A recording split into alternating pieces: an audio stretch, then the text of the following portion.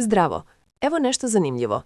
Kaspa piramida, put akumulacije od temelja do vrha. Kaspa piramida ne želi impresirati brojkama. Ona objašnjava stvarnost tržišta.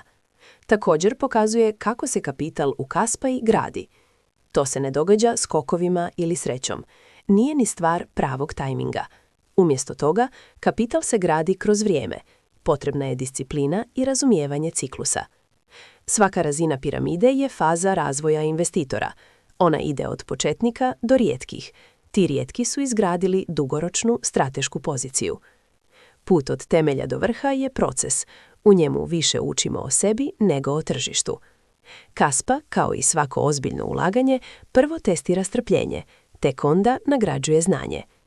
Kaspa piramida je slikovit prikaz. Ona pokazuje strukturu akumulacije. Također prikazuje psihologiju tržišta. Ona je i dugoročni put investitora. Piramida ne govori samo o količini kasa. Ona govori o disciplini i vremenu. Govori o znanju i strpljenju. Zato se piramida čita od temelja prema vrhu. Gore se ne stiže skokom. Stiže se prolaskom kroz svaku fazu. Razina 1. Početnici. 1000 do 10.000 kas. U podnožju piramide su početnici. Oni tek ulaze u ekosustav. Ova razina obuhvaća 1000 do 10.000 kas. To je...